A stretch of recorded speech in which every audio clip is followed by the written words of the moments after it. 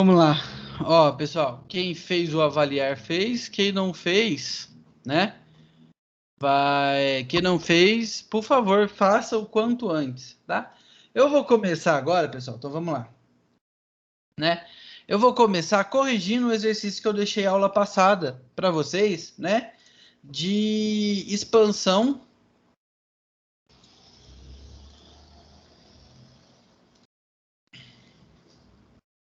do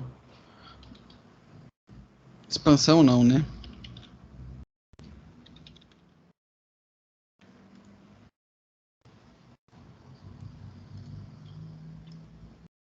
Opa. Deixa eu abrir aqui. Propagação do erro, né? Em medições indiretas, né? Então, olha só, pessoal.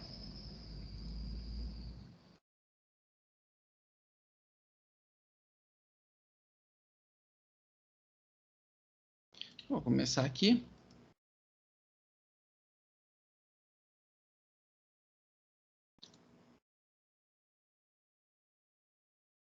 Então, olha só, pessoal. O exercício que eu deixei para casa, né?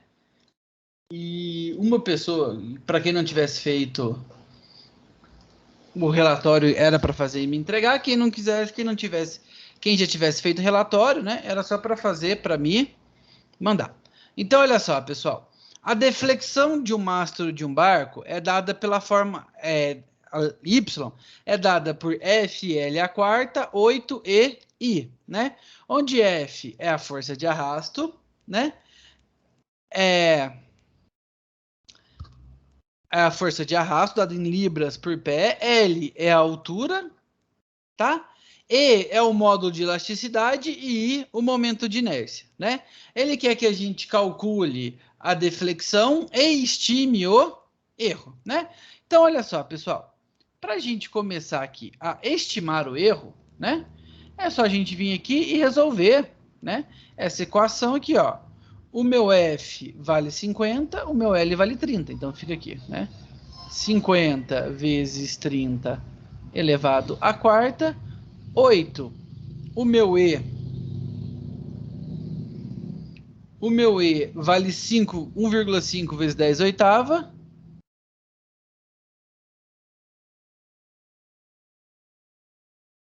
Né?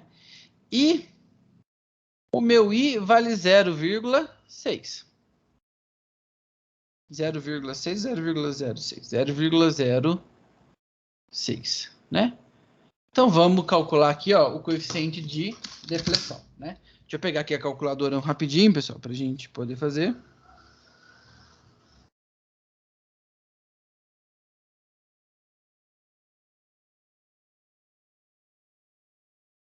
Então, olha só. Deixa eu pegar aqui. Né? Então, primeiro cálculo que a gente tem aqui. Então, olha só. Vamos fazendo aqui, né, pessoal? A gente tem em cima, né? A gente tem 50 vezes 30 elevado à quarta. Embaixo, a gente tem 8 vezes 1,5 vezes 10 elevado à oitava vezes 0,06, né? Olha só, o resultado disso daqui é 0,5625, né? Então, esse é o resultado, né? Mas, pessoal, a gente precisa do erro, né? Olha só. Seguindo, né? Ó, se a gente voltar aqui, né? Olha só, o meu erro ao quadrado, né? O meu erro propagado ao quadrado. Né? A gente viu, né, pessoal? Ó, voltando aqui que a gente viu nas últimas aulas, né? Bom, a gente viu como que a gente faz se for uma soma, né? Ou uma subtração. Soma ou subtração a gente pega, né? E faz a soma ao quadrado. Ó, o meu erro expandido ao quadrado é igual ao quadrado dos erros, né? A gente viu. Se for uma multiplicação, né, a gente faz o erro pelo resultado da multiplicação, é o erro do primeiro termo que divide o primeiro, mais o erro do segundo dividido pelo segundo, tudo isso ao quadrado. Se for divisão, no lugar da multiplicação, aqui a gente faz uma divisão, né? E em questões, né? Aonde a gente tem aqui, por exemplo, né, ó, multiplicação, divisão, a gente tem mais de uma operação diferente sendo feita, né? A gente tem que usar a fórmula geral para o erro expandido, né? Que é a derivada do primeiro vezes o erro do primeiro, mais a derivada do segundo vezes o erro do segundo, e assim por diante, né? Então, olha só, pessoal. Então, a gente precisa aqui, né? Como a gente viu, essa minha função, ela é escrita em função de 4 variáveis que têm seus erros agregados. F, L, E e I. Então, a gente precisa calcular, pessoal, né? O meu erro expandido para essas 4 funções. Então, a gente tem que pegar primeiro o meu I e achar a derivada dele em função de f, né? Se eu estou achando a derivada parcial em função de f, tudo que não é f sai da minha derivada, né? Derivada de f dá 1, aí agora é só a gente colocar no lugar aqui, ó, pessoal. Então vamos lá, ó. Fica assim, né? Basicamente, ó, né? Fica o meu L à quarta, né? Que é 30 elevado à quarta, que divide 8 e I. Isso daqui, ó, né? Esse meu erro aqui deu 0,01125, né? Ó, derivada parcial em relação a L. O que a gente faz na derivada parcial em relação a L, né? Tudo que não é L vira constante, né? Então, aí fica aqui a derivada do meu L à quarta, né? Então fica assim, ó, pessoal, derivada de L à quarta, em função de L, o meu 4 desce e eu subtraio 1. Então fica 4L ao cubo. Substituindo esses valores aqui, pessoal, né? Então vai ficar aqui, ó. L ao cubo, vezes 4, vezes o meu F, que vale 50. Isso daqui fica 0,075, né? A gente ainda precisa fazer a derivada parcial de f em função de e e a derivada parcial de y em função de i. Então, vamos lá. Então, ó, a derivada parcial de y em função de e, tudo que não é e, pessoal, vira constante. Então, fica aqui, ó. FL à quarta, que divide 8 i. O meu e, né? Que a gente pode colocar aqui como e elevado a menos 1, né? Que eu vou derivar ele, né? E elevado a menos 1, pessoal, vai ficar aqui, ó. F L à quarta dividido por 8 e isso daqui, e elevado a menos 1, né? O meu menos 1 passa multiplicando e eu subtraio 1. Menos 1 dá menos 2. Isso daqui é a mesma coisa que FL à quarta, que multiplica 8 e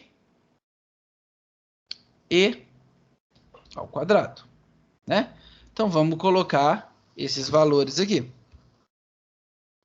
Então, ó, vai dar... Ô, professor, ali o sinal negativo, ele não fica na parte de cima lá, não? Fica assim. Desculpa, esqueci aqui. Obrigado. Então, olha só, pessoal. Substituindo esse valor aqui, né? Vezes aqui fica a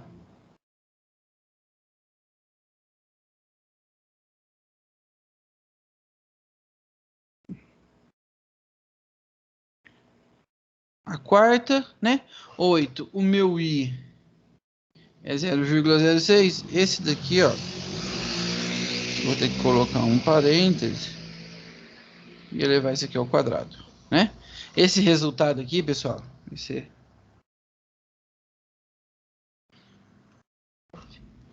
4 vezes 10 a menos 9. Desculpa, 4 vezes 10 a menos 9, né?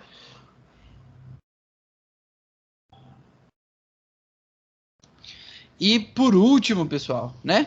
Eu preciso fazer aqui a derivada parcial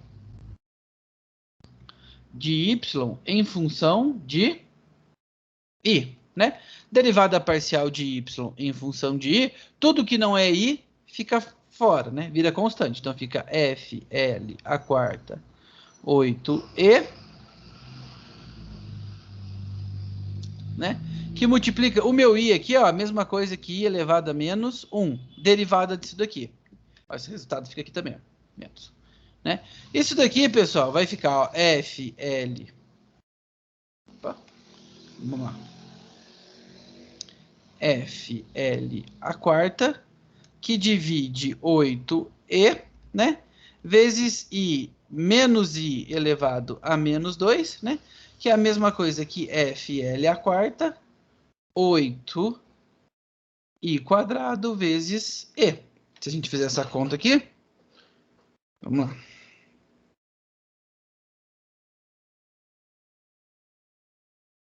Você esqueceu de novo do sinal negativo na frente do F. Ah, obrigado, obrigado. Vamos lá. Só pondo aqui, né? Esse resultado aqui deu 9,375, tá? Então pronto, pessoal, calculei todas as derivadas parciais, né? Então se a gente quiser saber aqui, né? Ó, então vai ser aqui, né? O meu erro do y ao quadrado, né? Vai ser a minha derivada de y em função de f vezes o meu erro de f, tudo isso daqui ao quadrado, mais a minha derivada de y em função de L vezes o meu erro de L ao quadrado, né?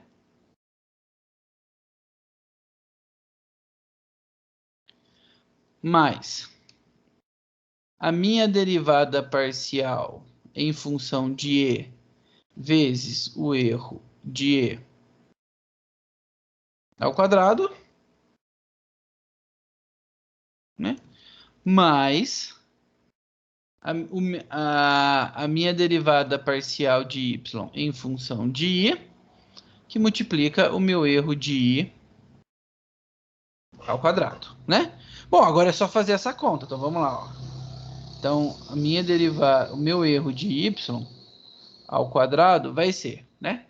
Então, olha só, o meu erro de em função de f tá aqui,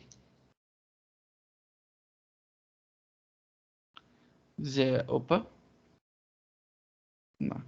Vai ficar aqui, ó, 0,01125 vezes o meu erro de f, pessoal, estimado, vale 2. Isso daqui ao quadrado, né? Mas, ó, o meu erro em função de L é 0,075.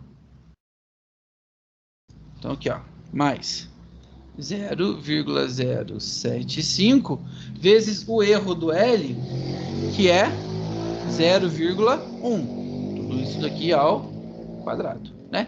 O meu erro de y em função de E é 4 vezes 10 a menos 9, vezes o meu erro estimado de E, que é 0,01 vezes 10 a oitava, né? Mais o meu erro, a minha derivada parcial em função de I, que é 9,375. Isso aqui é ao quadrado, né? Que é 9,375 vezes o erro de I, que é 6 vezes 10. 4 vezes 10 a menos 4. Tudo isso daqui ao quadrado, né? Bom, pessoal, estamos com a calculadora na mão, né? Só jogar essa conta aqui. Vamos pedir para a calculadora calcular para a gente.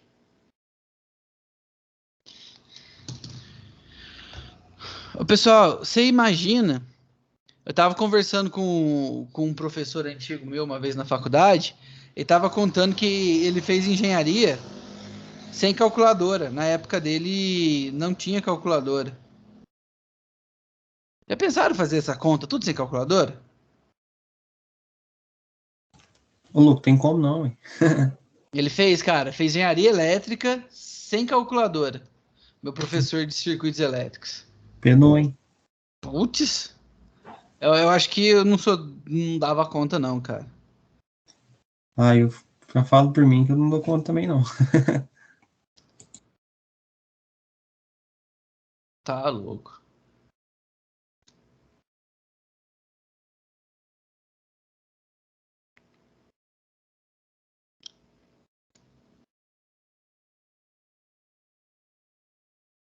Quadrado mais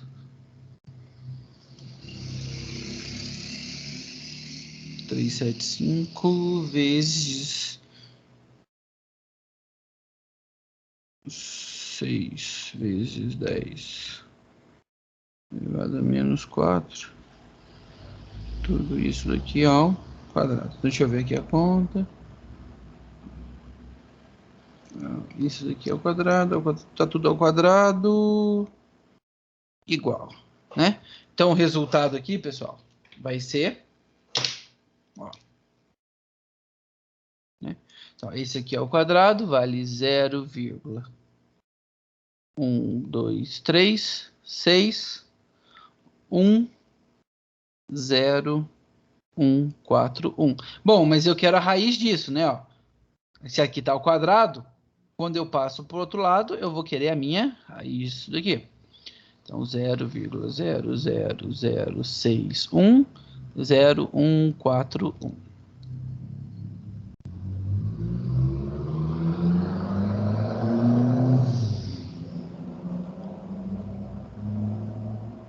A raiz disso daqui vale 0,024701025, né? Então vamos lá, pessoal. Agora, né? Achei o meu valor de y e achei o meu erro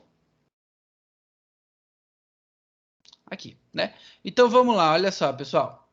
Então a gente vai escrever agora, né? E ó, agora a gente vai escrever segundo, né, o meu vocabulário internacional de metrologia, né? Então, ó, o meu y, ele é 0,5625.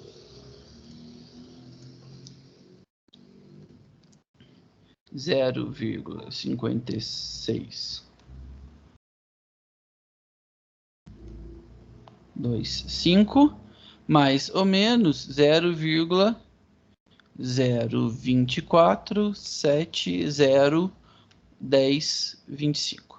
Deixa eu perguntar uma coisa para vocês, pessoal. Esse resultado aqui, ele está de acordo com o meu vocabulário internacional de metrologia? Sim ou não? Não. Não, né? Então a gente tem que colocar ele de acordo com o vocabulário. Pessoal, presta atenção, tá?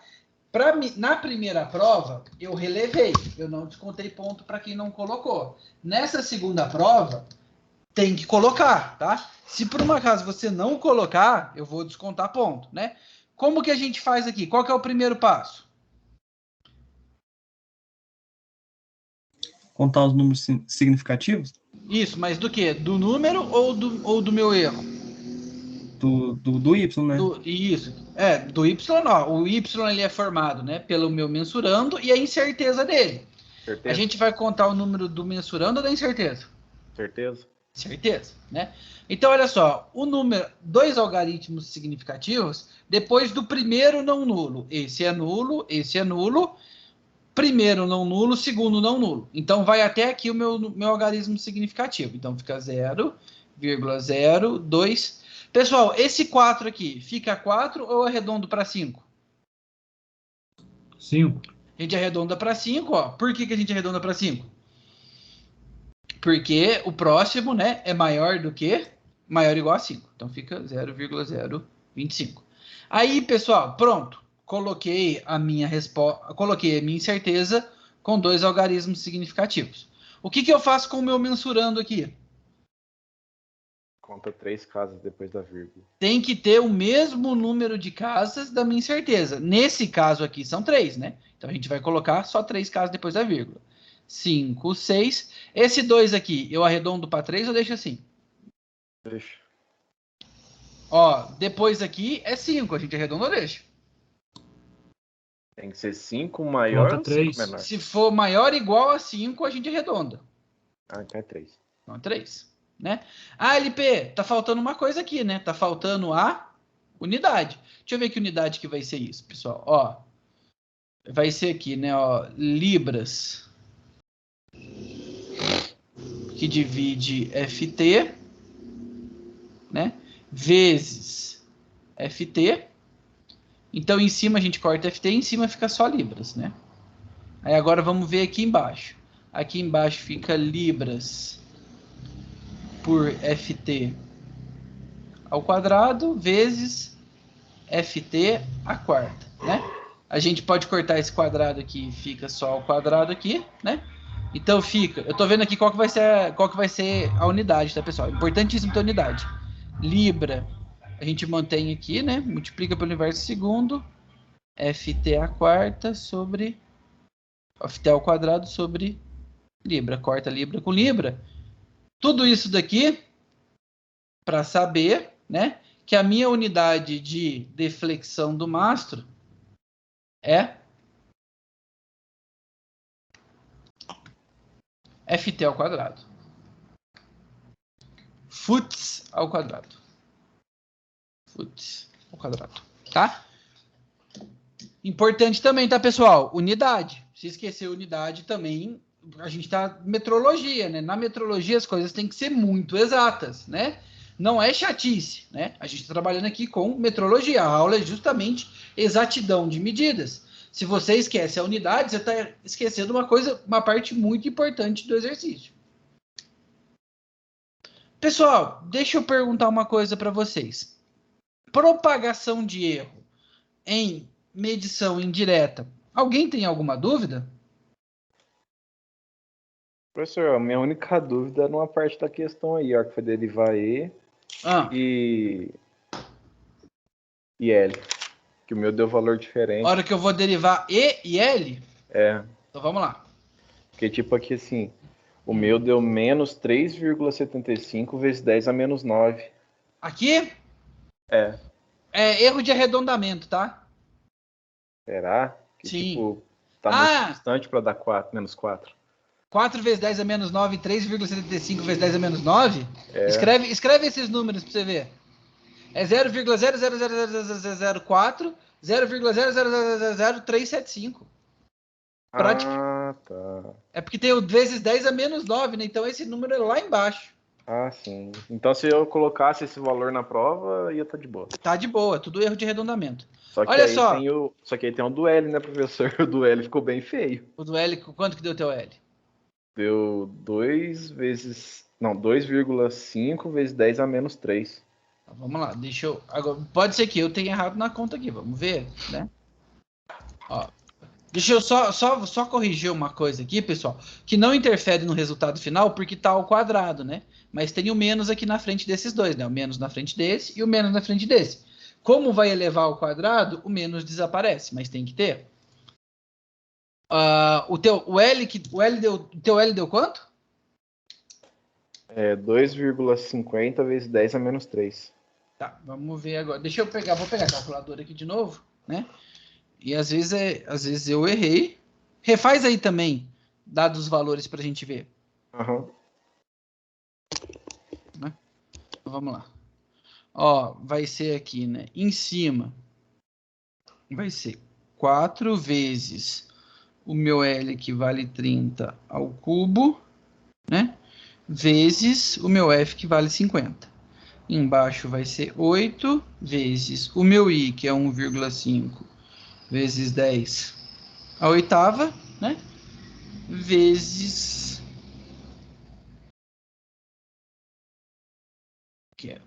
o meu I, que é 0,06. Cara, eu refiz aqui, deu 0,075 de novo. Ó. É o meu que tá errado aqui então, professor. Acho que eu fiz Errei aqui. Tá certo. Erro na hora de colocar na calculadora. Deve ser isso mesmo. Acontece. Olha. Tem que ficar atento, porque tipo assim, não é difícil, mas é trabalhoso, né? E tem que ter bastante atenção, porque às vezes a gente erra em detalhe. Vocês chegaram a baixar a calculadora que eu indiquei para vocês?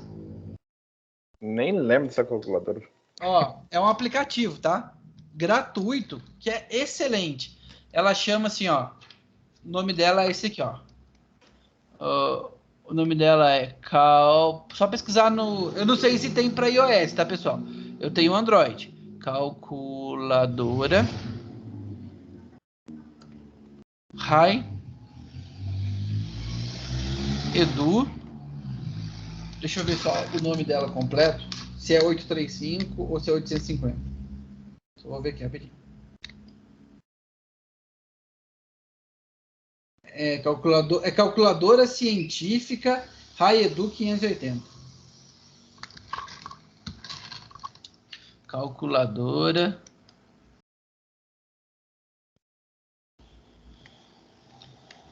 científica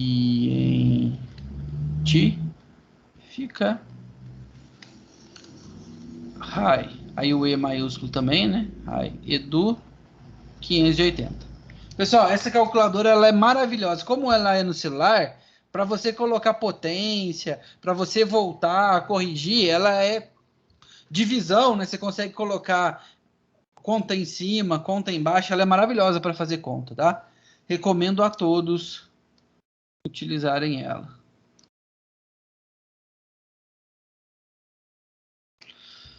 Tudo bem, pessoal? Como que faz, né? O conteúdo de expansão de erro. Alguma dúvida? Não? Tranquilo? Mais alguém, pessoal?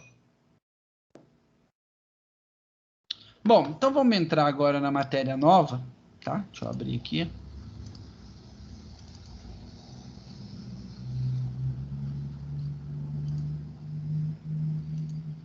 Que a gente vai conversar um pouquinho agora, pessoal, tá? Sobre controle de qualidade, né? Também conhecido como controle geométrico, né? Por que controle geométrico e por que controle de qualidade, né? Bom, pessoal, quando a gente fala controle de qualidade, né? É um termo muito abrangente, né? Porque o controle de qualidade vamos supor, numa indústria química, né? Numa indústria de alimentos, o controle de qualidade ele pode medir coisas como o pH do alimento, né? A textura, granulosidade, né? Numa indústria petroquímica, né? O controle de qualidade pode estar testando a inflamabilidade daquele gás, né? Viscosidade, tudo isso é qualidade do produto. Quando a gente fala controle geométrico, né?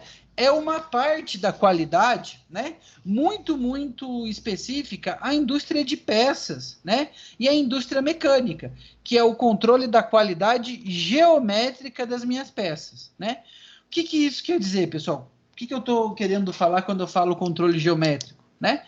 A gente está falando se as minhas peças elas estão ou não atendendo os parâmetros exigidos, né, pela minha indústria. Então a gente vai fazer uma peça ou vai fazer um maquinário que é formado por várias peças, né? Professor.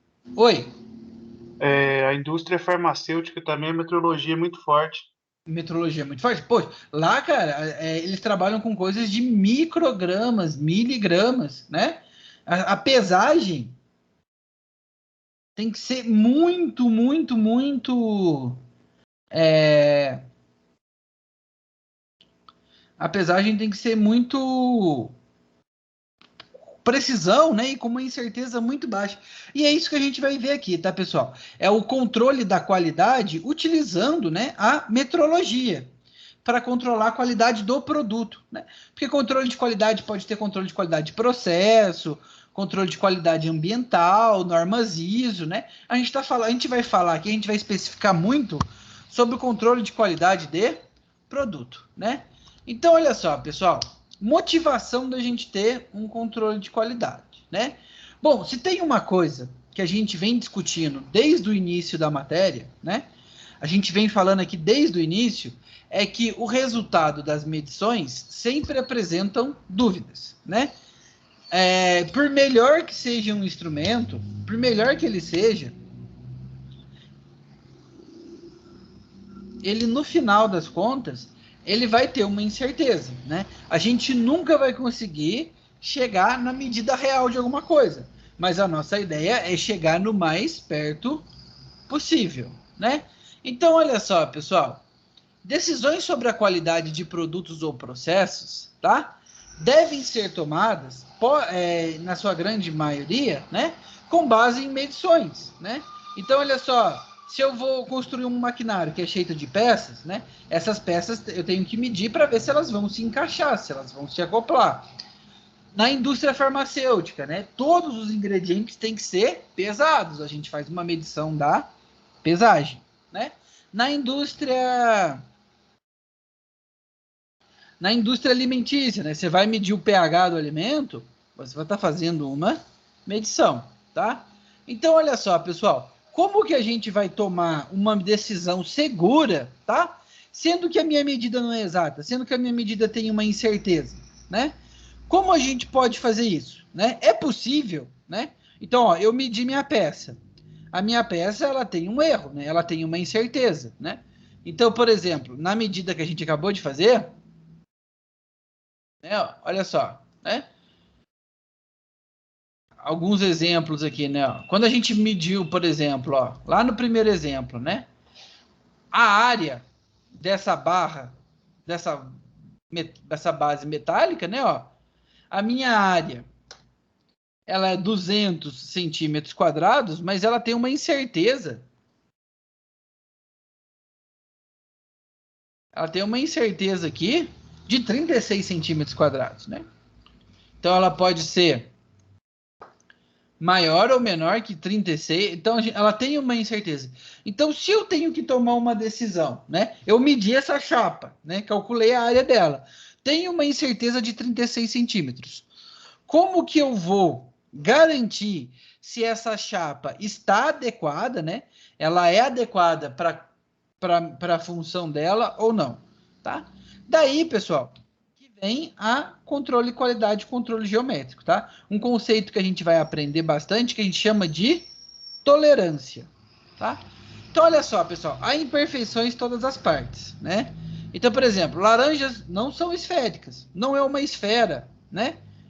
Não é uma esfera clássica, né? Ela é achatada nas pontas. A Terra, pessoal, apesar dela não ser plana, tá? Ela também não é uma esfera. Ela é próxima de uma esfera, mas ela também é achatada nas pontas, né? Há mancha nas cascas das maçãs. Há pequenas falhas na pintura de um carro novo, né? Há defeitos no reboco de uma parede. Então, há imperfeições em todas as partes, né? Há micro-organismos na água que a gente bebe. Então, são imperfeições desses objetos. A grande ideia, né, que a gente tem que tratar em controle de qualidade, tá? É entender que da mesma forma que não existe medição perfeita, tá? Se não existe medição perfeita, consequentemente, né, não vai existir a peça perfeita. Toda peça que eu fizer, todo produto que eu produzir em uma linha de produção, né, ele vai ter imperfeições nele. A questão é, essas imperfeições são ou não aceitáveis, né? Então, ó, as laranjas não são esféricas, mas dão um excelente suco, né? O fato dela não ser esférica não interfere no propósito dela. Há manchas na casca da maçã, que não afetam o seu sabor. Então, se a gente pega a maçã, né, ela é vermelha com umas manchinhas, né? Como isso não interfere no sabor, né, é uma imperfeição aceitável. Há pequenas falhas na pintura de um carro novo, mas ninguém nota. Há defeitos no reboco de uma parede, que são quase imperceptíveis, né? Há micro-organismos na água em que bebemos, mas podem não comprometer a nossa saúde. Tá joia? Então, olha só, pessoal. Então, a questão é imperfeições, tá? A gente já sai aqui, ó, né? Da mesma forma que não existe medição perfeita, também não vai existir a peça perfeita, tá? Então, a gente vai partir desse V0 aqui. Mas tem algumas imperfeições que são aceitáveis, que não atrapalham, tá? O funcionamento daquele produto. Então, para aquele produto, aquela imperfeição não atrapalha o funcionamento dele, né? Ou não é esteticamente perceptível. E existem imperfeições que atrapalham o funcionamento e são esteticamente perceptíveis, né? Então, olha só, pessoal, é por isso que a gente precisa exercitar a ideia de tolerância, tá?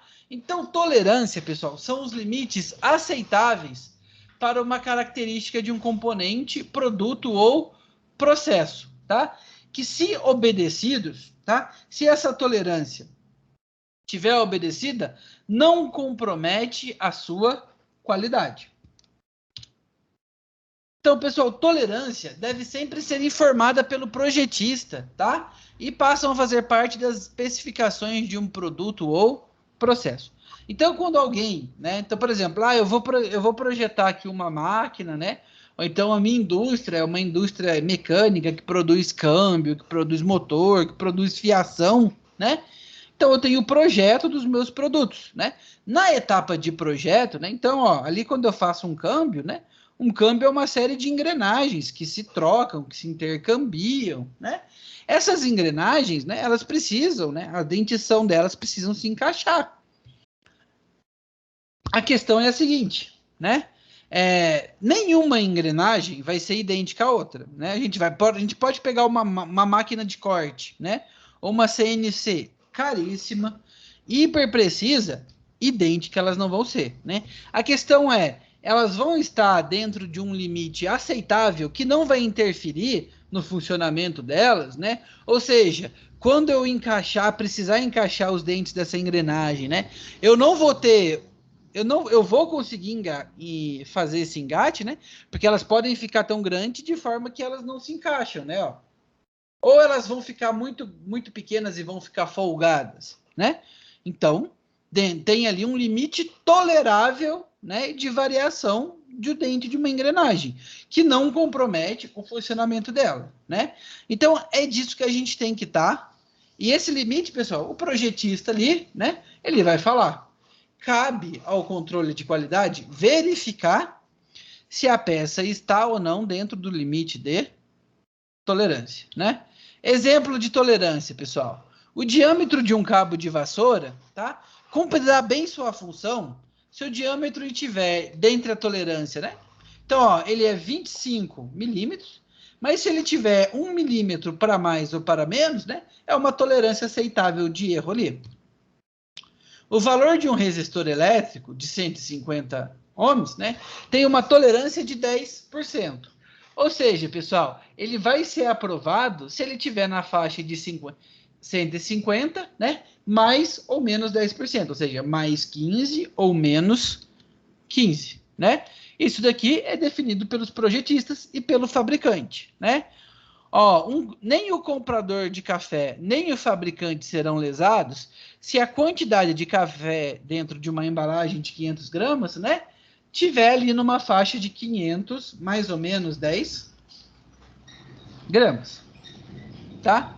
Então, olha só, pessoal, as tolerâncias, tá, são estabelecidas produto a produto, sempre com base nas características desejadas para aquele produto, tá?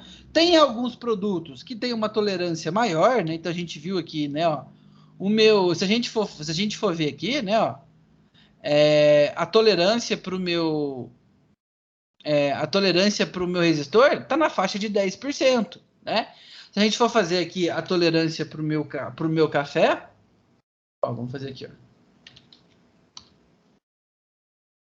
Né? Se a gente fizer 10 dividido por 500, está na faixa de 2%, né?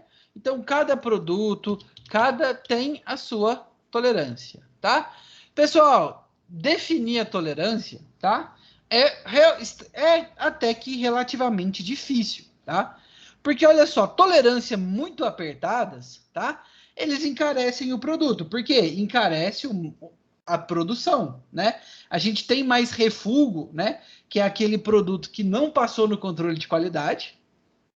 Então, encarece a minha produção, consequentemente, encarece o meu produto. Porém, uma tolerância muito relaxada compromete a qualidade, né?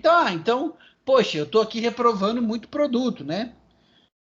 O meu produto está fugindo muito do meu padrão. Vou aumentar a minha tolerância, diminuir a qualidade do meu produto, tá? Então, pessoal, definir a tolerância é algo feito na etapa de projeto, que depende da característica do objeto, tá? E é algo extremamente difícil você encontrar esse equilíbrio, tá? Equilibrar esse custo-benefício. Porque, olha só, pessoal, o que a gente deseja alcançar, né, é uma relação entre qualidade e competitividade. Então, olha só, pessoal, o sucesso de uma empresa, né, depende da sua capacidade em oferecer produtos de alta qualidade, tá? Porém com preços competitivos, né? Se eu ofereço produtos de alta qualidade, mas com menor preço,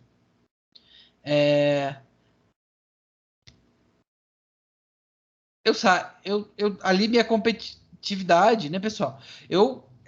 Então, meu produto tem altíssima qualidade, mas o preço é muito caro, ninguém compra, né? Então eu vou relaxar a qualidade, né, em prol do meu preço. Então eu vou vender um produto barato, porcaria, tá?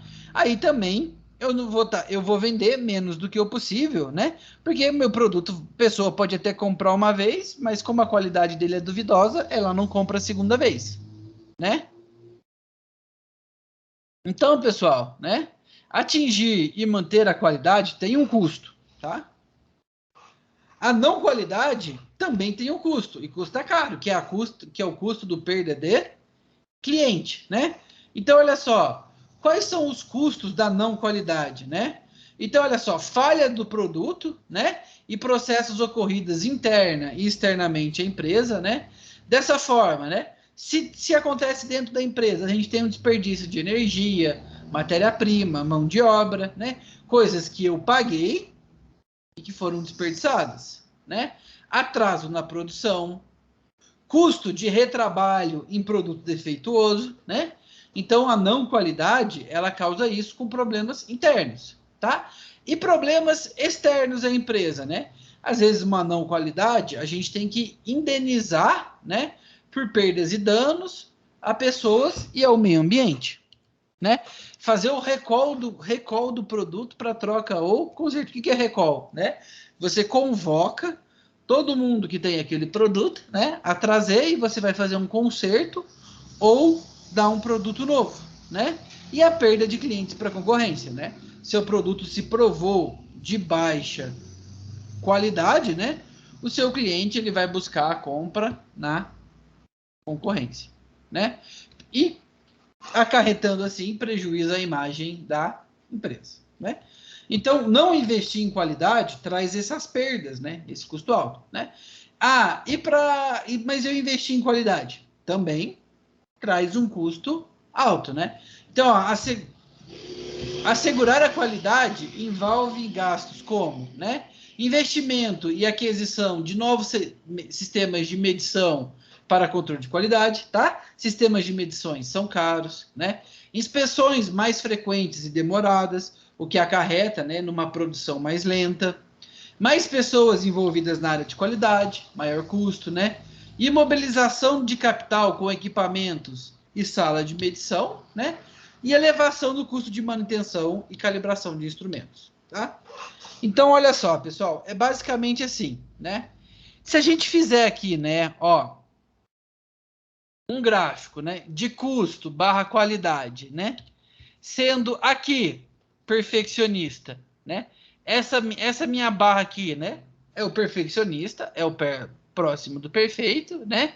E essa minha barra aqui é o relaxado, né? Então, olha só, se a gente fizer aqui um gráfico, né? De custos com a qualidade, né? O quanto eu gasto, né? Para garantir a qualidade do meu produto, se eu tiver uma qualidade muito relaxada, né? Eu vou gastar muito pouco com a qualidade, né?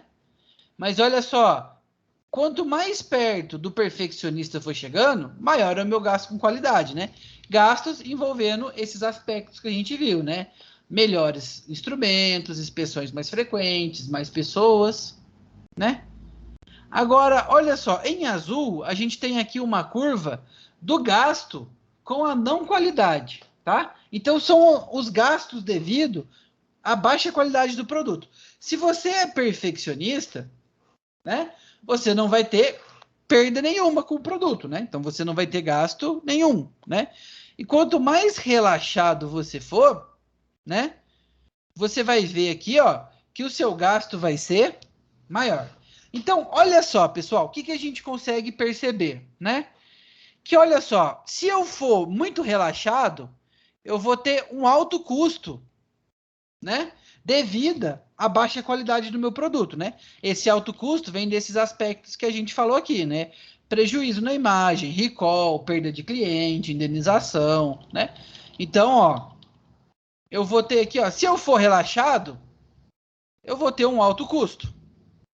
Se eu for perfeccionista, investir em treinamento, investir em tudo isso, eu vou ter aqui, ó, um alto custo também, né, ó. Então, ser relaxado ou ser muito perfeccionista acarreta em alto custo, né? A diferença é que aqui eu vou ter um alto custo com produto de qualidade, aqui eu vou ter um alto custo com produto de baixa qualidade, né? Bom, mas a gente sabe que a indústria vive e morre pelo custo, né? Então, pessoal, se a gente, né, se a gente concorrer essas duas retas, né, a gente consegue achar aqui, ó, uma reta, né, que é, ó, essa reta vermelha, ela é a minha reta, né, do custo com uma tolerância, né? Então, pessoal, vocês percebem aqui, ó, que nesse ponto aqui, a gente atinge um ponto intermediário, né? Onde o seu produto não é relaxado, tá? Mas ele também não é perfeccionista. A gente tem um sweet spot aqui, tá? Um ponto de exatidão, né? Que fica... que esse daqui é o ponto da nossa tolerância, tá? Esse ponto, com esse ponto de tolerância, eu consigo um produto dentro de uma qualidade aceitável, tá?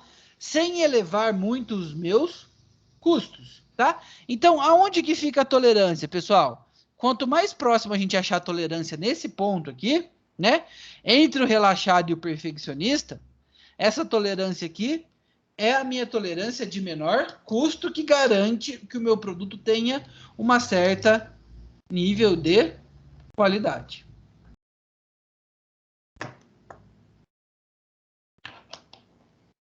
Pessoal, até aqui alguma dúvida?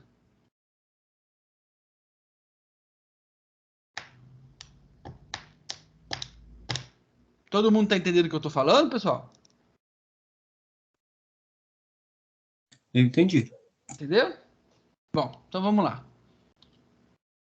Então, olha só, pessoal. O tipo de controle de qualidade. A gente pode controlar a qualidade, né?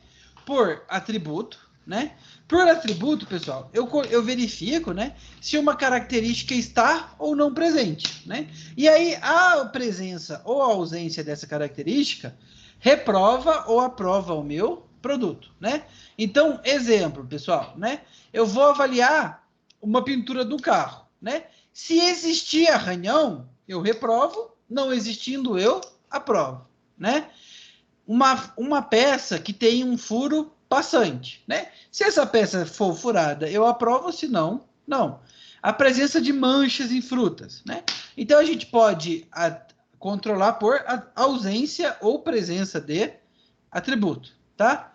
Pessoal, normalmente, nesse tipo de controle de qualidade, né, são associados verdadeiros como verdadeiro, falso, sim ou não, para fazer a aprovação do produto, né?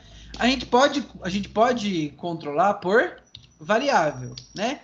Pessoal, é quantitativamente avaliado por medições, tá? Então, olha só, se o valor medido, essa variável, né? Um valor medido, seja peso, seja, por exemplo, uma peça circular, o diâmetro, né? Em uma confecção de alimento ali, peso de remédio, peso, né?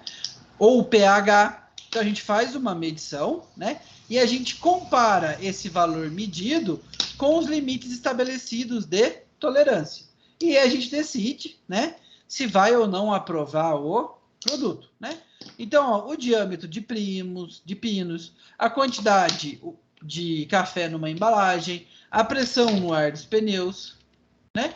Então, basicamente, a gente pode controlar a qualidade de duas formas, por atributo ou por variável, tá? Isso é uma boa pergunta de prova, pessoal.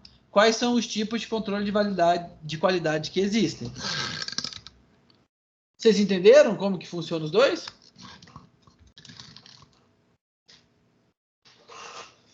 Sim ou não, pessoal? Professor, só a de por variável que eu peguei muito Então bem. vamos lá, né? Ó, por variável vai ser feita por uma medição, né? Aí essa variável pode mudar, né? No caso de um pino é o diâmetro. Então o pino, né? Ele tem o peso, pode ou não ter ranhura, né? Mas qual que é a variável que eu vou usar para qualificar ele? O diâmetro, tá? Então eu vou fazer uma medição dessa variável e vou comparar ela com um limite estabelecido de tolerância. Tá? E aí, essa comparação que vai classificar se o produto está ou não aprovado. Ah, entendi. Agora eu peguei. Entendeu? Peguei, obrigado. Olha só, pessoal. É nesse daqui que a gente vai se especificar mais, tá? Porque esse daqui não envolve medição, né? Envolve observação. Por variável, envolve medição. E é medição que a gente está trabalhando nessa matéria, né? Então, olha só, pessoal. Controle de qualidade por uma variável. Então, eu tenho o produto, né? E aí eu tenho as especificações do meu produto, né? As especificações definidas na minha etapa de projeto, né? Aí eu vou fazer a minha medição desse produto e vou comparar com as minhas especificações, né? Se a minha medição estiver dentro da minha tolerância, o meu produto é aprovado. Se estiver fora da minha tolerância, o meu produto é reprovado. Olha só, todo mundo entendeu isso aqui, pessoal?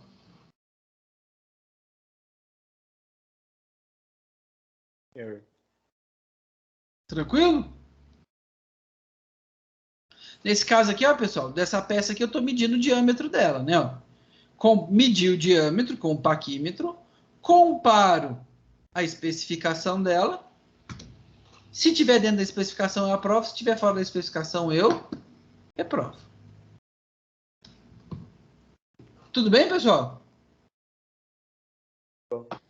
Entendi. Tranquilo? Então vamos lá. Então eu pego o meu produto, né? E olha só, pessoal. Aí eu vou pegar a especificação dele, né? Esse meu produto, ele tem que ter um diâmetro do arco menor aqui, ó, né? De 20 milímetros. E eu tenho uma tolerância de 0,25, né? Aí eu vou pegar aqui, ó. Essa daqui é a minha zona de conformidade, tá? Então eu vou pegar 20, pessoal, vou somar 0,25 para cima, 0,25 para baixo, tá? Então quando eu fizer a medição, qualquer valor, se o valor da minha medição tiver dentro desse intervalo, né? Então, ó, 20 aqui, né, ó, fica 20,25, né? Mais, né? Ou 19,75. Se o meu resultado dessa medição estiver dentro dessa faixa aqui, né? Ele está dentro da minha tolerância e ele é um resultado aprovado. Todo mundo entende isso, pessoal? Sim. Sim? Tranquilo? Então, olha só, pessoal. Quando a gente pega a tolerância, né? Se a gente pega o meu valor estipulado e soma a minha tolerância, a gente tem aqui, ó, o nosso LST, desculpa. A gente chama de LST,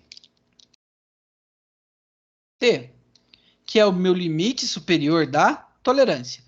Se eu pego a minha medida projetada e subtraio a minha tolerância, eu tenho a minha LIT, que é o limite inferior de tolerância, né? Tudo bem, pessoal? Até aqui alguma dúvida?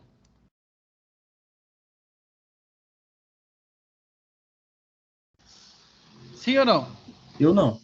Então, só que aí, pessoal, vamos pensar aqui, né? Então, ó, eu tenho a minha peça com a minha tolerância estabelecida, né? Aí, definir aqui, né, ó. Definir aqui, ó, o meu limite superior de tolerância e aqui o meu limite inferior de tolerância. Aí eu vou pegar e vou fazer a minha medição, né?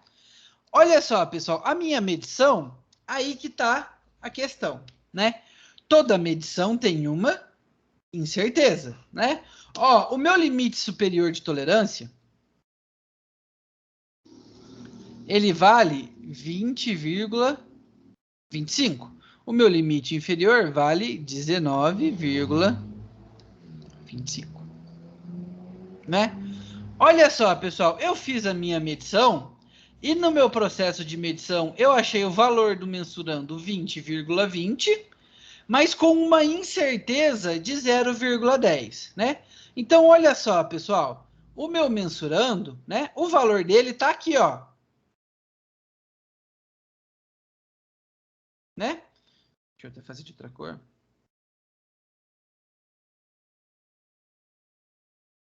O valor do meu mensurando tá aqui, né? Dentro do que a gente chamou de zona de conformidade, né? Então, pelo valor do mensurando, ele tá ok. Só que esse meu mensurando tem uma incerteza, tá? O valor dele pode ir até 9,30 e 9,10. Então, olha só, pessoal. A minha incerteza do meu mensurando, ela tá dentro da zona de não conformidade. Todo mundo está enxergando isso? Sim. E agora, pessoal? Tá? Então, olha só. A minha incerteza do meu mensurando está dentro da minha zona. Quando a gente pega, o meu valor deu esse daqui, mas a incerteza dela está adentrando, está saindo da minha zona de conformidade. E agora? Né? Como que a gente faz isso? Né? Então, olha só, pessoal. Existem... Opa, então, olha só. Eu vou pegar aqui, ó, o meu valor aqui, né? Ó, então, essa é a minha medida 20, né? É a minha medida, mais a minha incerteza de 0,1 para cima e 0,1 para trás, né? Olha só, pessoal, eu vou percorrer ela em toda a minha régua de medição, ó.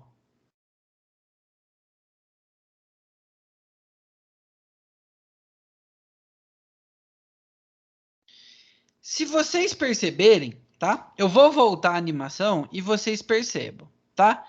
Quando ele tá nessa minha zona vermelha, todo o meu mensurando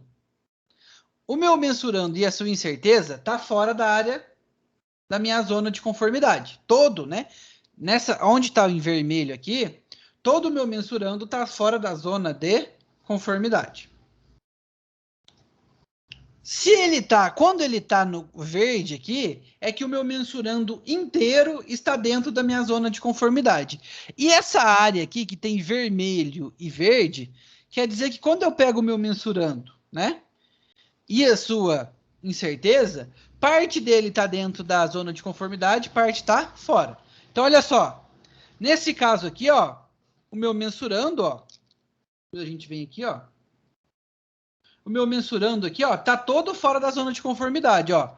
Toda fora, agora parte dentro, parte fora, todo dentro da zona de conformidade, parte dentro, parte fora, todo fora, tá? Olha só, pessoal. Então, a gente vai separar aqui, né, em 3 faixas, né? Essa minha zona que está toda vermelha é a minha zona de rejeição. Se a minha medição estiver na minha zona de rejeição, pronto. Está na minha zona de rejeição, eu posso rejeitar toda a minha...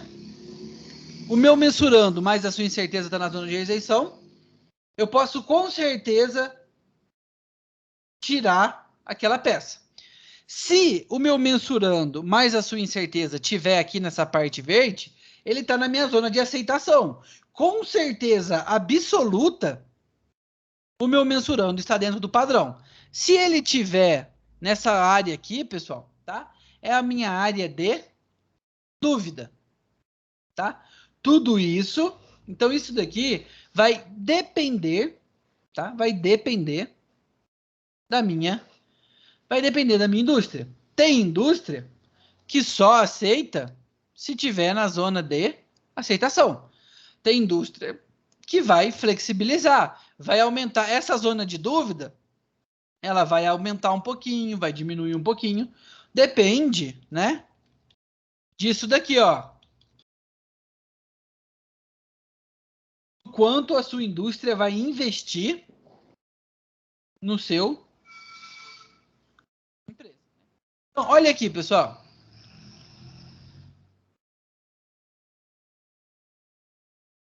Todo mundo entendeu esse conceito aqui, pessoal?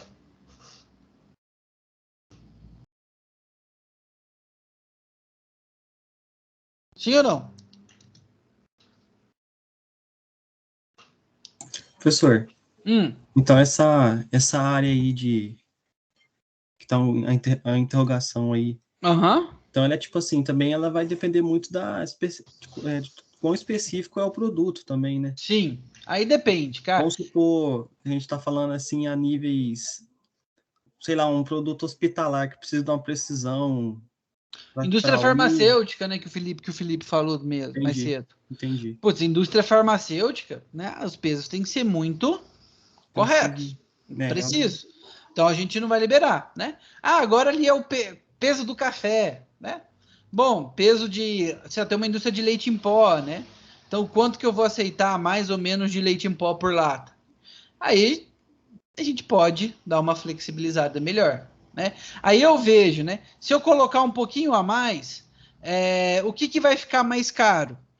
Eu tirar essa lata, né, da minha linha de produção e voltar ela para a produção, ou deixar passar? Aí você faz o cálculo ali e decide, né? Ah, entendi.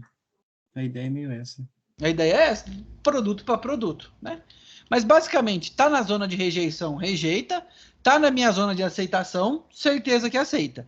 Tá na minha zona de dúvida, na minha área de dúvida, aí vai de empresa para empresa. Ô, professor. Né? Oi. É que a pessoa perguntou, pode falar. Pode falar, depois eu falo. Tranquilo. É assim, por exemplo, como é tanto para mais e tanto para menos, usando um exemplozinho aí que o senhor usou, que tinha dado 20,20, se fosse para menos, teoricamente aceitaria, mas a gente nunca a gente não sabe, né? A incerteza é para mais ou para menos. Então não dá para correr o risco, né? A incerteza nunca é para mais ou para menos. A incerteza nunca é só para mais ou só para menos, né? A incerteza, ela é uma área, tem o valor, né? E ele pode estar um pouquinho para frente ou um pouquinho para trás. Ali é terra de ninguém. Isso. Olha só, nesse caso aqui, ó, esse produto aqui, ele não está nem na zona de rejeição e nem na zona de aceitação, né? Ele vai estar onde? Na minha zona neutra ali, né? Entendi. Então, nesse caso aqui, dependendo da indústria, ela pode aprovar ou pode rejeitar essa peça. Oi, Felipe. Não, eu ia falar que normalmente se faz uma avaliação do sistema de medição para ver justamente se a gente consegue conviver ou não com a incerteza que ele gera.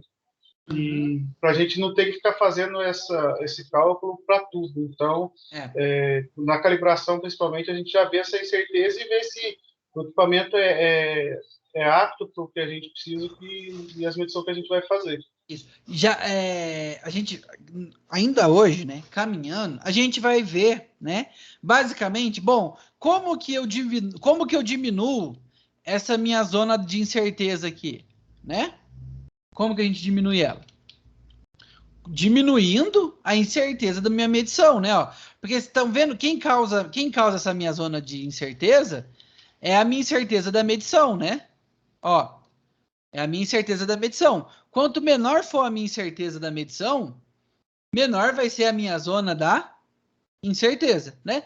Então a gente vai ver ali já, né? Que a gente tem a tolerância do erro, né? E a gente tem um conceito ali que é se o sistema de medição ele é ou não adequado para fazer aquela medição, né? Qual que é a Então a gente vai aprender a definir uma precisão adequada para ser feita uma medição, tá? Aí entra nisso que o Felipe falou, né? Então, o meu sistema de medição, a gente vai ter que escolher um que tenha uma incerteza adequada, para a gente não ficar... Porque quanto maior a incerteza, maior essa minha zona de dúvida.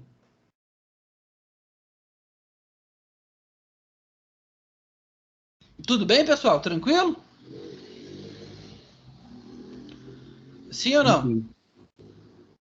Então, olha só, pessoal. Então, ó, Então a gente vai falar agora, né? Então, ó, eu tenho aqui, ó, vamos lá. Então, ó, eu tenho aqui, né, a minha medida padrão, né? E aí eu somo a ela, né, a minha tolerância, tanto para mais e para menos, né? Aí eu tenho a minha medição aqui, ó, que tem o erro dela, né? Então a minha medição, ó, para cá é a minha zona de rejeição,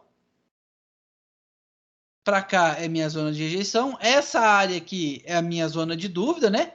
E no meio a gente tem a nossa zona de aceitação.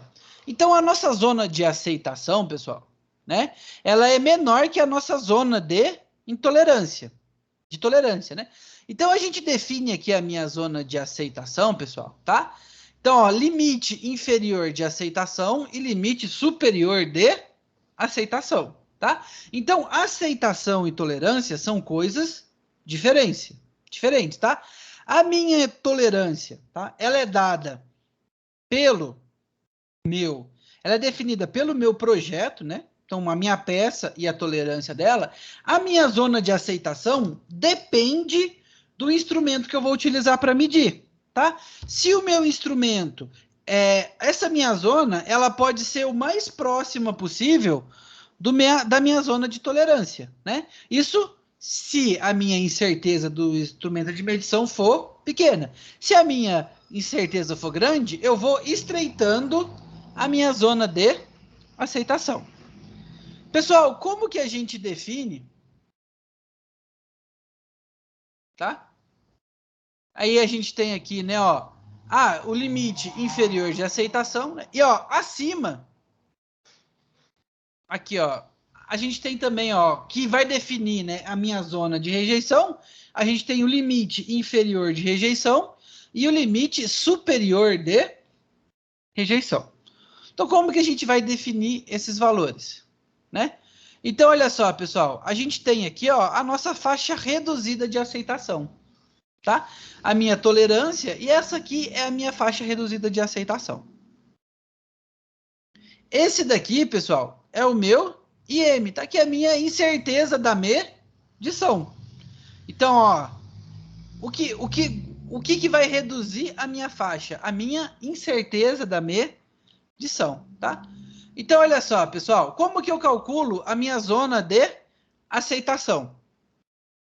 Tá? Então, olha só, a primeira coisa que eu vou pegar, eu vou definir o meu limite inferior da tolerância e o meu limite superior da tolerância, né?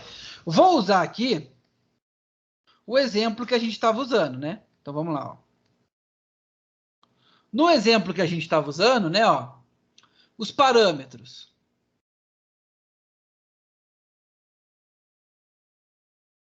Né? Os meus parâmetros, né, é 20 mais ou menos 0,25 milímetros, né? Então, olha só, pessoal. Dito isso, né, o meu limite superior de tolerância, né, eu vou pegar a minha medida e vou somar a minha tolerância, né? 20 mais 0, dá 20,25, né?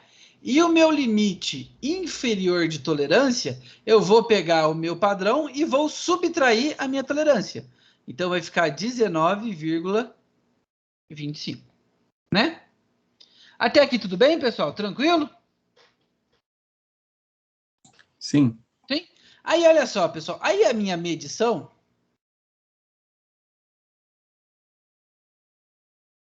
né? Ela foi feita, ela deu 20,2 mais ou menos 0,10 milímetros, né? Então, olha só, pessoal. Essa daqui, né, é o valor do meu mensurando, M. E essa daqui é a minha incerteza do mensurando, né? Olha só, pessoal, para eu calcular a minha zona de aceitação... Tá? Deixa eu fazer isso aqui. Deixa eu fazer aqui em cima.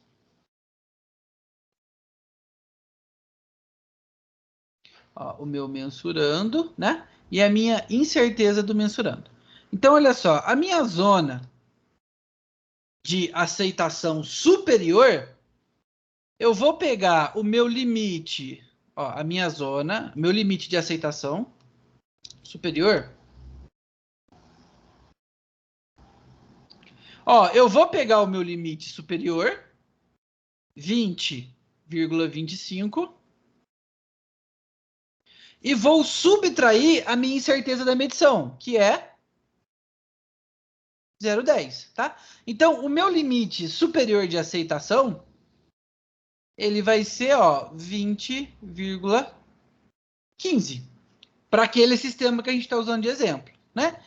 E o meu limite inferior de aceitação, eu vou pegar o meu limite inferior de tolerância e vou somar a minha incerteza. 19,25 mais 0,10, tá? Então, vai dar aqui, ó, é 75, desculpa. Aqui, 75.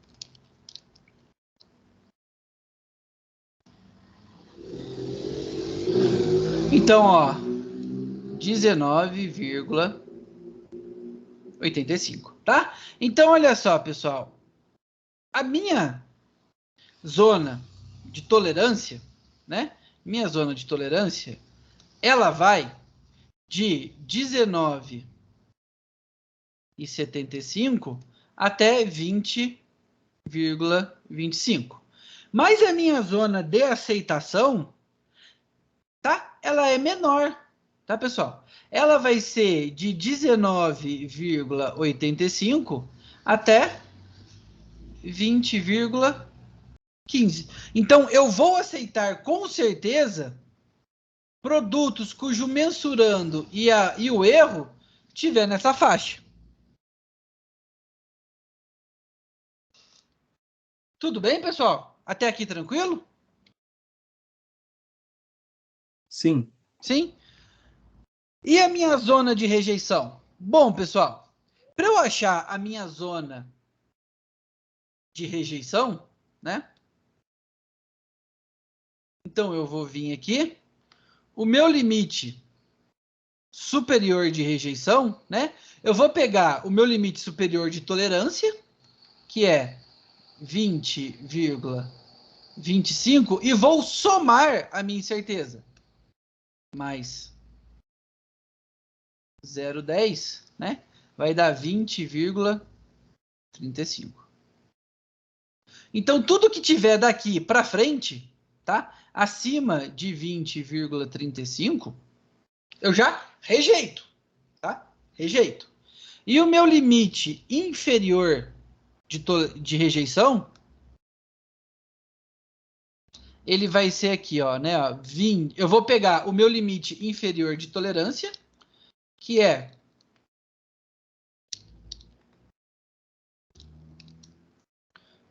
19,75 e vou subtrair a minha incerteza, que é 0,10, né? Então vai ficar aqui 19,65, tá? Então tudo, se o meu erro cair para baixo de 19,65, eu com certeza vou rejeitar, tá?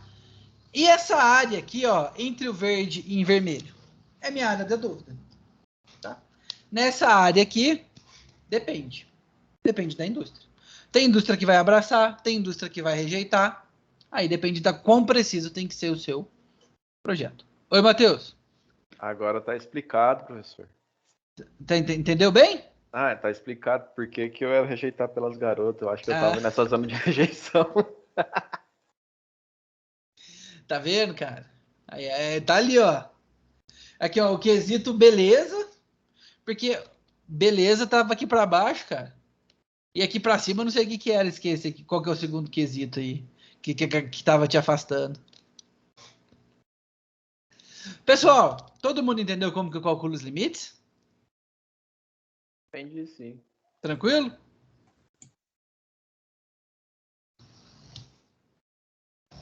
Então, olha só, pessoal, tá?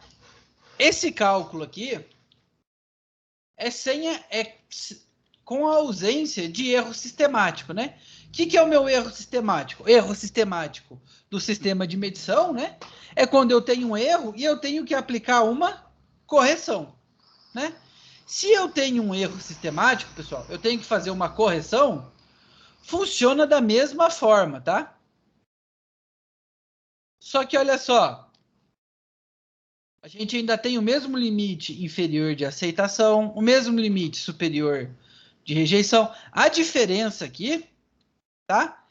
É que, olha só, pessoal, eu tenho que aplicar o meu fator de correção, tá? Eu tenho sempre, as fórmulas são a mesma, mas eu tenho sempre que subtrair o meu fator de correção, tá?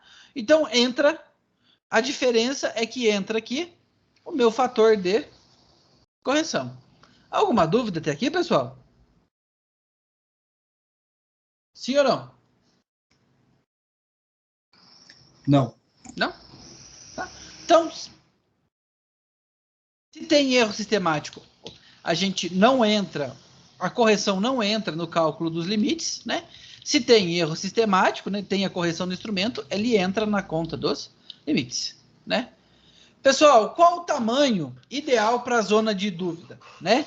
É aí que a gente estava começando, ó. Então, olha só, pessoal, o tamanho da zona de dúvida, né? A gente tem aqui 3 fatores, ó, efeito no controle de qualidade, tá? E custo do sistema de medição, né? Então, é aquele gráfico que a gente discutiu no começo da aula, né? Que quando a gente se aproxima de um, vai ficando maior, quando a gente se aproxima do outro, conforme a gente, ó, os custos, né, eles vão aumentando, tanto quando você gasta com o perfeccionista, quanto o relaxado, né? Olha só, pessoal, para uma zona de dúvida muito pequena, né, a qualidade para uma zona de dúvida muito pequena quer dizer que o meu erro, quer dizer que a minha incerteza da medição é pequena, né, ó, porque como eu mostrei para vocês, o que define essa minha zona de dúvida é o tamanho da incerteza, né? Então, olha só. Para uma zona de dúvida muito pequena, quer dizer que o meu instrumento tem uma incerteza muito pequena, tá? O que é muito bom para controle, tá? Porém, fica muito caro. Se a gente pega, né, e tem uma zona de dúvida muito grande, né, quer dizer que o meu instrumento de medição tem uma incerteza grande, ele é de menor qualidade, consequentemente muito barato, tá? Mas para o controle de qualidade, isso é péssimo, tá? Então, pessoal, a gente tenta achar aqui, ó, né, aquele sweet spot, aquela tolerância, né? O balanceado, aonde o efeito no controle é aceitável e o custo de medição é aceitável, tá? Como que a gente encontra esse balanceado, tá? Como que a gente calcula esse custo-benefício, tá? Pessoal, um bom custo-benefício, ele é atingido quando, tá? A minha incerteza, ela é o meu limite, a minha zona, o meu limite de tolerância dividido por 10, né? Então, olha só, pessoal, para esse exemplo que a gente estava calculando aqui, né, ó, a minha zona de tolerância, né? A minha zona de tolerância é o superior menos o inferior, né?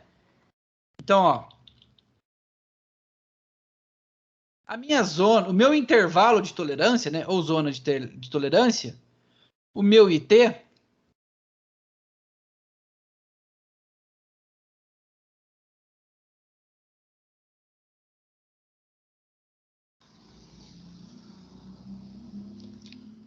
o meu intervalo de tolerância, né? Ele é o meu limite superior, que era 20,25, menos o meu limite inferior de tolerância, que era 19,75, né? Então, ó, o meu limite de tolerância era de 0,50 milímetros, tá? Então, pessoal, o ideal, tá? O ideal... Professor. Oi. É 19,75? Isso. Passou. Ah, tá. O ideal, então, pessoal, tá? É que a minha incerteza do meu sistema de medida, para que ele tenha um bom custo de benefício, ele esteja aqui, ó, né? A incerteza da medição, ela esteja, ó, próxima desse valor aqui, ó, né? Que é 0,5 dividido por 10. Se a gente pega aqui, ó, pessoal, e faz 0,5, opa, 0,5 dividido por 10, dá, ó,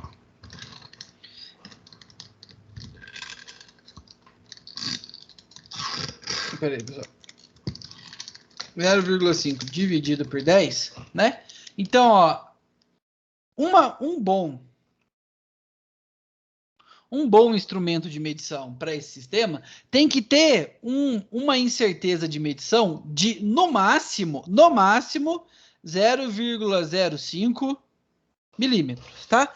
Com uma incerteza de até 0,05 milímetros, tá? Eu tenho um sistema de medição que é aquilo que o Felipe falou, né? Que eu consigo conviver com a incerteza dele, que a incerteza dele não traga para mim, não atrapalhe tanto assim o meu projeto, tá? Então deixa eu perguntar uma coisa para vocês, pessoal. Nesse exemplo que eu estou utilizando, qual que é a incerteza desse sistema de medição?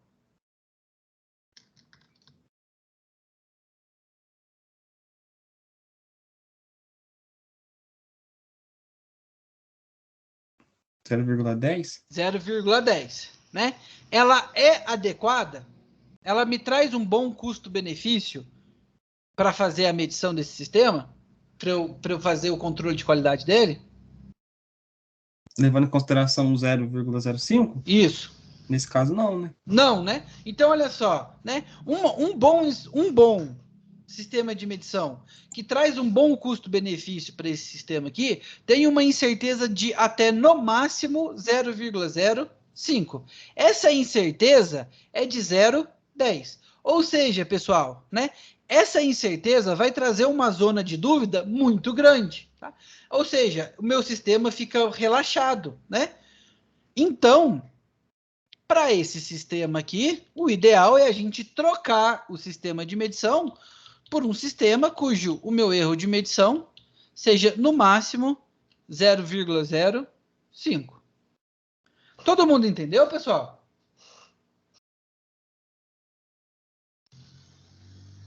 Eu entendi. Tranquilo? Então vamos lá, ó. Vamos fazer um estudo de caso, né? Então, ó, o meu saco de café. Pessoal, dimensione um processo de medição adequado para efetuar o controle de qualidade de sacos de café, cuja massa total, incluindo a embalagem e o peso bruto, esteja dentro da tolerância. 500,05, mais ou menos 10 gramas. Então, olha só, pessoal, ele quer que a gente dimensione um sistema de medição, tá? Que seja adequado para ele. Então, a primeira coisa que a gente precisa fazer, né, é calcular o limite superior de tolerância e o inferior de tolerância, né? Nesse caso aqui, né, ó, o limite superior de tolerância, né, vai ser 515 e o limite inferior de tolerância vai ser 495 gramas, né? Bom, o meu intervalo de tolerância é o limite superior menos o limite inferior. 415 aqui, pessoal.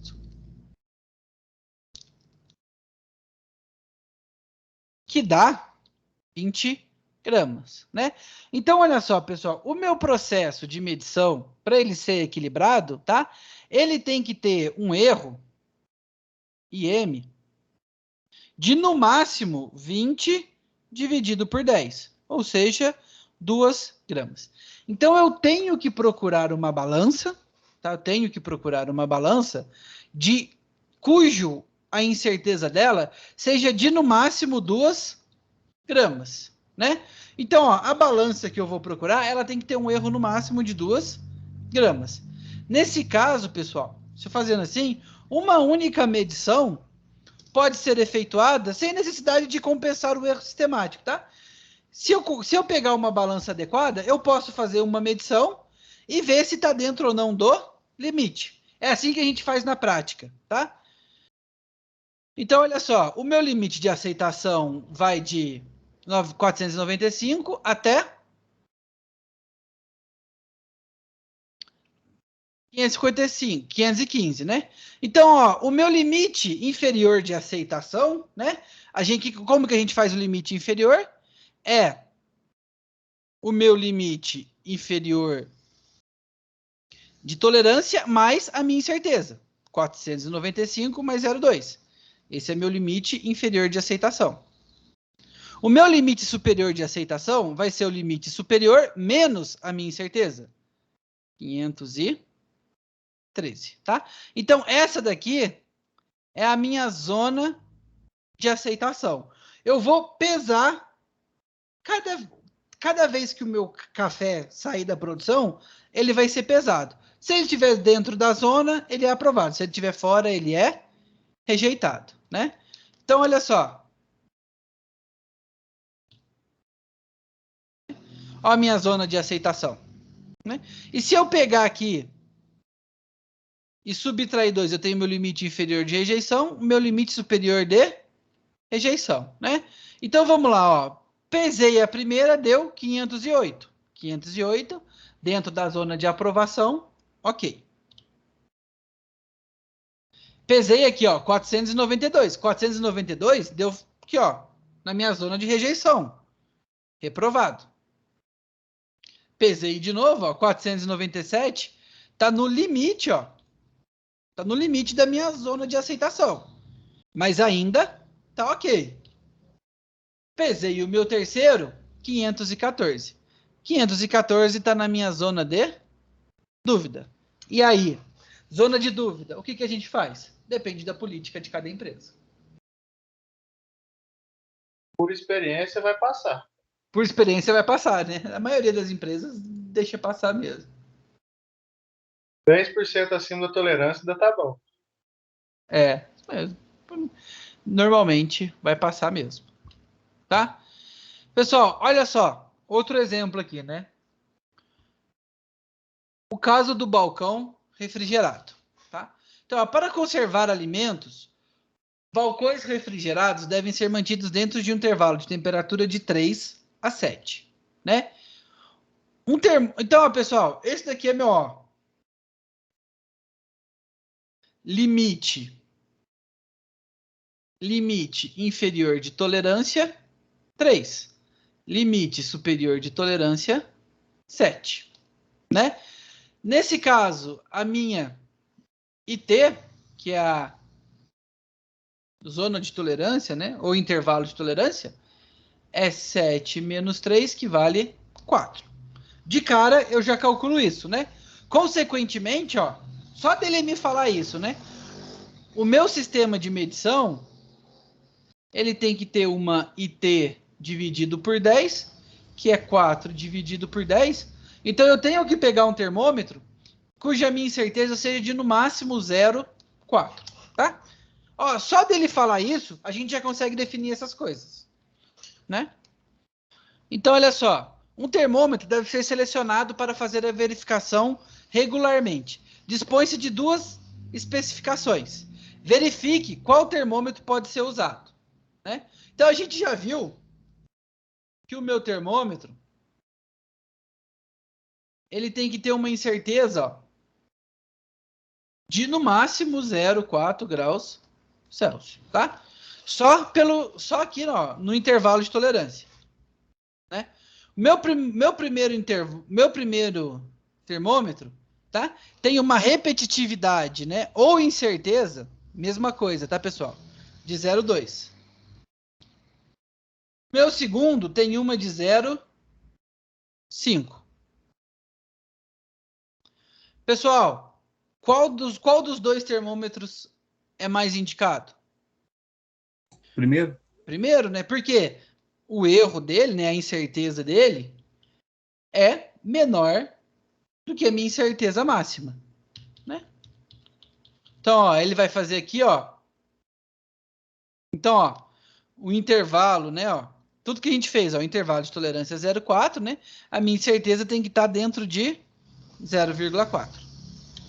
Aí o meu primeiro, ó, a minha incerteza, tá? Junto ainda com a minha correção, ó, vai para 1,5, que nesse caso tem correção, né? Então a gente tem que somar ela. Não atende. Ó, o erro sistemático, né, ó, mesmo corrigindo a correção, é 0,5, não atende. O segundo, 0,2. 0,2 é menor que 0,4. O meu segundo atende, né? Então, ó, já vamos aproveitar e vamos definir, né, ó, meu limite inferior de tolerância e meu limite superior de tolerância. Vamos definir o meu limite inferior de aceitação. Pessoal, como que a gente define o meu limite inferior de aceitação? A gente vai pegar, né, o meu limite inferior, a gente vai somar a incerteza, né, que desse aqui é 0,2. E o limite superior de aceitação, a gente vai subtrair a incerteza. O meu limite superior de rejeição. O meu limite superior, a gente vai pegar o meu limite superior e vai somar a incerteza. Então, aqui vai ser 7 mais 0,2. Aqui vai ser, ó, 7,2. O meu limite inferior de rejeição, eu vou pegar o limite inferior e vou subtrair a minha incerteza. Então, aqui vai ficar 2,8, né? Aqui 3,2. Aqui 6,8.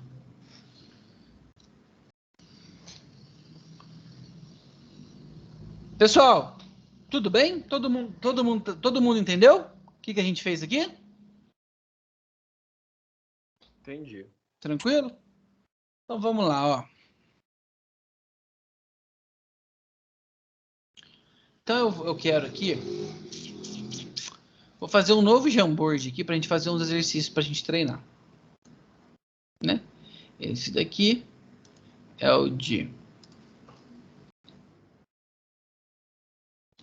controle da qualidade.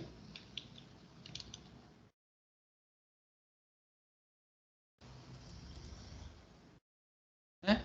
E eu vou pôr aqui para vocês, ó, esse primeiro exercício aqui eu pedi para vocês fazerem para mim. Eu vou mandar o Jamboard para vocês também.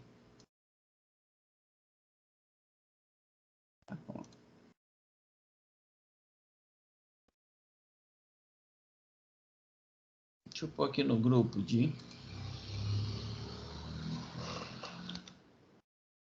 metrologia. Deixa eu colocar isso aqui para quem quiser.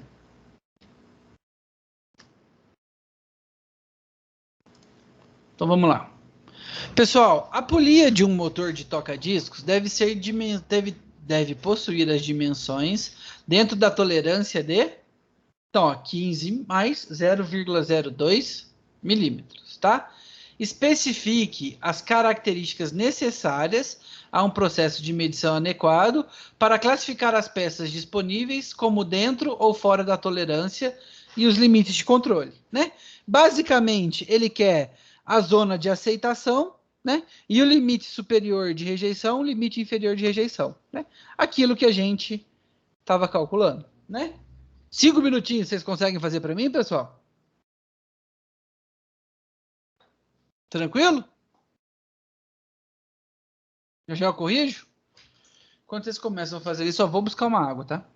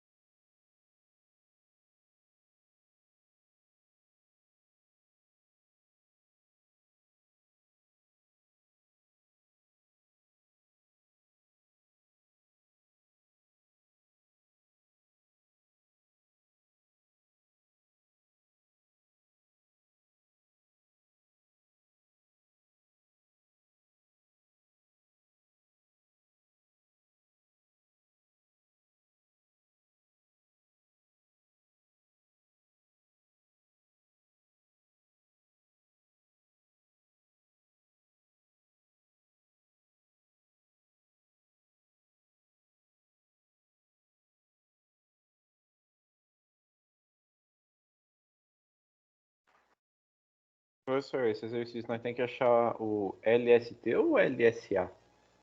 Ou os dois? Os dois. Todos os limites.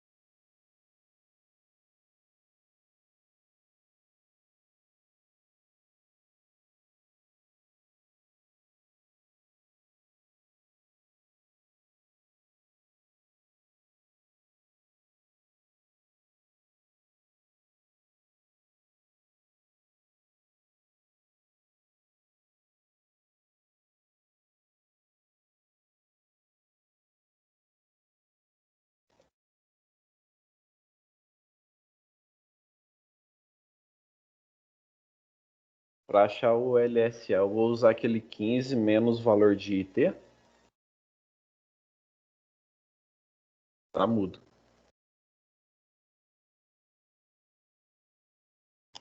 Professor, acho que o seu áudio tá mudo. Ó, o LSA é o limite superior de aceitação, né? Uhum. Vamos lá. Vou pegar aqui. Então, o que a gente pega? A gente pega o nosso limite superior de tolerância e subtrai a incerteza, né? Para achar o limite superior de rejeição, a gente pega o limite superior de tolerância e soma a incerteza. Ah, tá, entendi. Para achar aqui a gente tem o limite inferior de tolerância, né?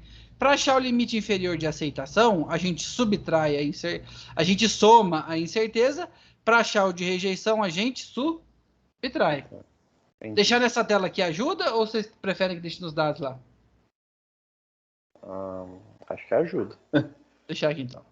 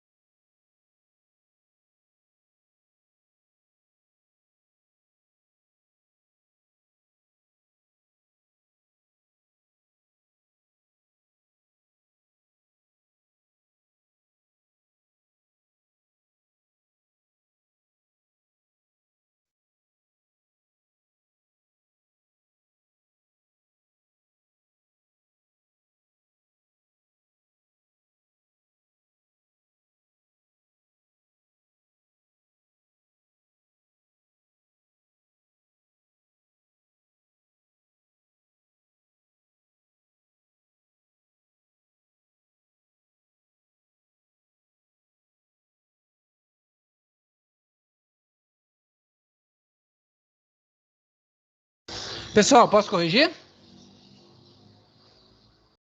Pode. Vamos lá. Então, vamos lá, ó. Então, ó, a gente vem aqui, ó, né? Então, ó, essa minha polia, ela deve ter, né?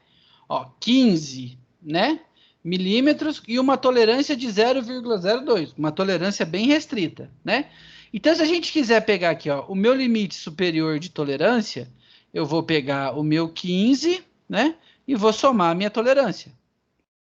0,02, né? Daqui 15,02 milímetros de limite superior. E o meu limite inferior de tolerância, né? Eu vou pegar o meu 15 e vou subtrair 0,02, né? Que vai dar, ó, 14,98 milímetros, né? Então, olha só, pessoal, se a gente fosse pegar uma régua, um paquímetro, né? Seja lá quem fosse, né? A gente tem aqui, ó, né, o nosso 15, né? Aí aqui a gente teria o 15,01. Ó, vamos lá, ó, aqui, ó. 15,01, 15,02, 15,03, 15,04, 15,05, 15,06, 15, ó, cada um aqui é 0,01 milímetro. Cada marcação aqui, né? Deixa eu ver aqui, ó, 15.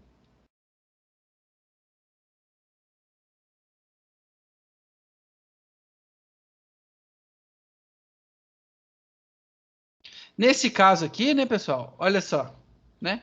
Ó, a gente teria aqui, né, ó, o meu limite superior de tolerância, né? 15,02, né? E aqui, ó, o meu limite inferior de tolerância, que é 14,98.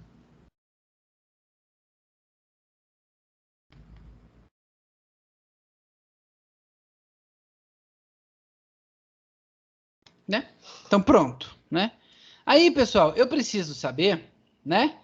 Qual que é o meu... Eu preciso saber qual que é, né?